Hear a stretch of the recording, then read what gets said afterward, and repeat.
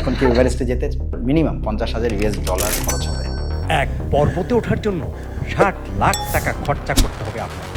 কেউ মারা যায়, কেউ ফেরত আসে ব্যর্থ হয়। আর 60 লাখ টাকা খরচ করে জীবিত ফিরবেন তারও গ্যারান্টি নেই। প্রায় $10 লাখ মতো পোশাক আশাক সরঞ্জাম দিই। যা শরীরে পরবেন আর সাথে যা নেবেন তার খরচই 10 লাখ টাকা। এটা যদি এক কথা বলি, এটা হলো ভয়ঙ্কর সুন্দর।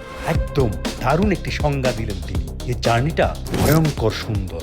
কোনো মেটাল কিছু এত ঠান্ডা হয়ে আছে, আপনি যদি খালি হাতে ওটা ধরেন চামড়া উঠে যাবে ঠান্ডায়। এই খেলাটাই এরকম পর্বতারোহণ, যেটা একটা এক্সট্রিমিস্ট বা সবচেয়ে ঝুঁকিপূর্ণ খেলা। গিয়ার সব আমার পার্সোনাল গিয়ার। ভাড়াও পাওয়া যায়, কিন্তু এভারেস্টের জন্য আসলে কি ভাড়া দিয়ে পোষায় না। আমরা ম্যাক্সিমাম মানুষে কিনে। পর্বতারোহণের জিনিসগুলো খুবই এক্সপেন্সিভ, তাই না? কারণ এটার সাথে আপনার জীবন জড়িত, এখানে কোনো কম্প্রোমাইজ করা যাবে না। আমরা হয়তো 6000 মিটারের চূড়াতে আমরা ভাড়া নিতাম, যেহেতু আস্তে আস্তে করে একটা কিনেছি, এবং এগুলো ব্র্যান্ডেড, ওই নির্দিষ্ট ওইসব ব্র্যান্ডেরই কিনতে হবে। 5+ স্টার রেটিং প্রাপ্ত দেশের সর্বোচ্চ বিদ্যুৎ সাশ্রয়ী ও ইকো ফ্রেন্ডলি ওয়ালটন এসি।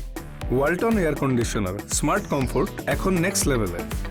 তো আমি হয়তো এক অভিযানে গিয়ে একটা জিনিস কিনেছি টাকা দিয়ে, আবার আরেকটা অভিযানে গিয়ে আরেকটা জিনিস, এভাবে করতে করতে স্বয়ংসম্পূর্ণ হয়। এভারেস্টের সময় গিয়ে আমাকে 6000 মিটার আপনি যেই যন্ত্রপাতি ইউজ করবেন, বিশেষ করে পোশাক আশাকের ব্যাপারে, 7000 মিটার হয়তো এটা চলবে না, 8000 মিটার এভারেস্টের ক্ষেত্রে তো চলবে না। তো ওই সব ক্ষেত্রে যন্ত্রপাতি, পোশাক আশাক কিন্তু সম্পূর্ণ আরও দামি, আরও উন্নত। তো এগুলো আস্তে আস্তে অনেক আস্তে আস্তে করে আমরা কিনেছি, একটু একটু করে স্বয়ংসম্পূর্ণ হয়েছি। এবং এগুলো আমার পার্সোনাল। এই ধরেন যদি আমি বলি যে 8000 মিটারের জন্য এটা প্রায় ধরা যাবে প্রায় $10 লাখ মতো এই পর্বতারোহণের আমার পোশাক আশাক সরঞ্জামাদি। হ্যাঁ, এটা আমরা আবার পূরণ হয়ে গেলে যখন ওটাতে একটা টেম্পার থাকে, বিশেষ করে পোশাক আশাকের, তখন আবার নতুন কিনতে হবে। পোশাক আশাকের তো একটা জুতার টেম্পার থাকে। হয়তো আমার যে মেটালের যে জিনিসপত্র, ওটা হয়তো অনেক দিন টিকে। অনেক সময় মেটালের যে, যেমন ক্রাম্পন, আমার একবার অভিযানে গিয়ে ক্রাম্পনটা ভেঙে গেছিল, পরে ওইখানে ইনস্ট্যান্ট শেপা একটু দড়ি টড়ি দিয়ে বেঁধে আমাকে ওই সময়ে আমার অভিযানটা শেষ করতে হয়েছে।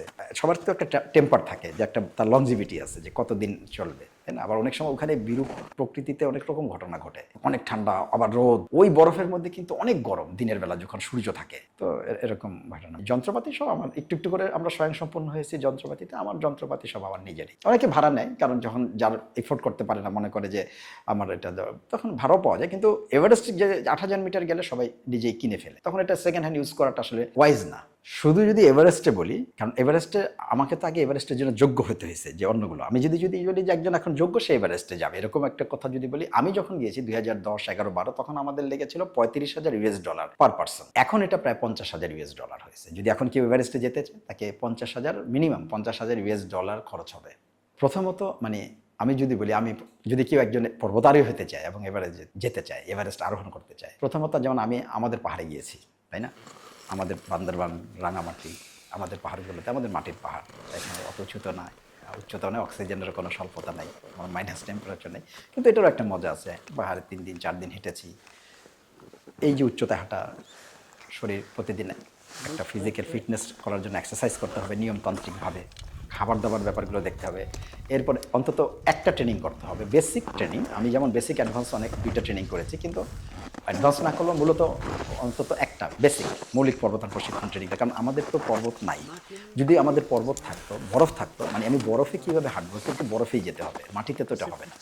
এই জন্য আমরা নেপাল, ইন্ডিয়া, পাকিস্তানে বরফ আছে, যেহেতু আমাদের ইন্ডিয়ার কাছে ছিল, আমরা সবাই ইন্ডিয়ার প্রতিষ্ঠান থেকে আমরা পর্বতারোহণ প্রশিক্ষণটা নেই। ইন্ডিয়া এরকম 7টা প্রতিষ্ঠান আছে যারা পর্বতারোহণ প্রশিক্ষণ দেন। এগুলো সব কিন্তু ইন্ডিয়ান আর্মির আন্ডারে, মিনিস্ট্রি অফ ডিফেন্সের আন্ডারে, হ্যাঁ, এই প্রশিক্ষণ প্রতিষ্ঠানগুলো। তো ওইখান থেকে অন্তত একটা ট্রেনিং করবে, তারপরে অন্তত 2-3টা 6000 মিটার পর্বত যাবে, মানে 20,000 ফুটের পর্বত 2-3টা গেলে। কারণ তাকে অভিযানটা কি হয়, কি ধরনের পোশাক আশাক, কেমন ভাবে ওইখানে আমার এই যে আমি যে শিখলাম ওটা ইউজ করতে হবে, এটার জন্য অন্তত 2-3টা 6000 মিটারে যেতে হবে, একটা 7000 মিটারে যেতে হবে অন্তত মিনিমাম, আমি মনে করি। তারপরে এভারেস্ট অ্যাটেম্প নিতে পারে। আমি যেমন 7000 করার পর আমি 8000 মিটার করে কিন্তু এভারেস্টে গেছি। হয়তো আমাদের সামনে কেউ ছিল না। আমাদের এখন যারা নেক্সট জেনারেশন যারা আসতেছে, আমাদের ক্লাবে যারা জয়েন করে, তাদের কিন্তু অনেক কিছু, আমি যখন ট্রেনিং করি আমি কিছুই জানতাম না। এখন যারা আমাদের ক্লাব থেকে ট্রেনিংয়ে যাচ্ছে, আমরা কিন্তু তাদেরকে সব কিছু স্লাইড শোর মাধ্যমে বুঝিয়ে দিয়ে তাদেরকে পাঠাচ্ছি যে কী করতে হবে। এটা যদি এক কথা বলি, এটা হলো ভয়ঙ্কর সুন্দর। আসলে দূর থেকেই সুন্দর, মানে পর্বত দেখতে দূর থেকে সুন্দর। আপনি যখন কাছে এভারেস্টে যাবেন, আপনি বইতে হিমালয় এই সব কিছু কথা পাবেন, মাইনাস টেম্পারেচার এত হয়, কিন্তু -40 কি, এটা আপনি নিজের শরীর দিয়ে না বলে আপনি বুঝতে পারবেন না -40 কি।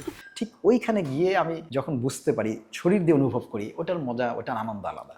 ঠান্ডার যে কি ভয়ঙ্কর, এবং ঠান্ডায় কিন্তু এরকম হয় আপনার ওই যে ফ্রস্টবাইট বললাম, যে তুষার কামড়, যে শরীরের আগার সেলগুলো মরে যায়। মানে শরীরের আগা বলতে কি, হাতের আঙ্গুল, পায়ের আঙ্গুল, নাক, কান, এগুলো ফ্রন্ট পয়েন্টগুলো। কারণ আমাদের সব জায়গায় তো সেল দিয়ে গঠিত, তো ওই আগার সেলগুলো মরে যায়, মরে গিয়ে এটা কালো বা নীল হয়ে যায়। তো আস্তে আস্তে এটা উপরের দিকে আসতে থাকে, এটা গ্যাংগ্রিনের মতো। তো আপনার পুরো হাতটা তো ইম্পর্টেন্ট, তো হাত বাঁচানোর জন্য এটা কালো বা নীল হয়ে যায়, ওই আঙ্গুল কেটে ফেলতে। আমি এরকম দেখেছি অনেক মানুষের হাতের 2 হাতের 10 আঙ্গুল নাই, 2 পায়ের 10 আঙ্গুল নাই, কারো এক পর কাটা পড়েছে, কারো এতটুকু 2, কারো পুরো আঙ্গুল কাটা পড়েছে, যতটুকু নষ্ট হয়। এটা এইভাবে ফ্রস্টবাইটে কাটা হয়ে যায়। এই ঠান্ডায় পুড়ে যায়। কোনো মেটাল কিছু এত ঠান্ডা হয়ে আছে, আপনি যদি খালি হাতে ওটা ধরেন, চামড়া উঠে যাবে ঠান্ডায়। আমাদের জুতার লেসগুলো, যে ফিতাগুলো বাঁধতে যখন সকালবেলা ঘুম থেকে উঠে বাঁধবো, দেখি যে একেবারে স্টিলের পাতের মতো শক্ত হয়ে আছে। ব্রাশ করার জন্য যে ব্রাশটা নেই, যাদের ব্রাশের ব্রিজেলগুলো মনে হয় যেন তার কাটার মতো শক্ত হয়ে আছে, যে এরকম। হ্যাঁ, সব এগুলো মানে শুনতে খুবই মজার, কিন্তু আসলে কষ্টটা কি, যে ডিম ভাজার জন্য রাখছে, ডিমটা আইসক্রিমের মতো হয়ে আছে, তাই ওই ডিমটা খোলা ভাঙার পরে দেখা গেল যে আইসক্রিম জমে আছে ডিম। এরকম ব্যাপারগুলো খুবই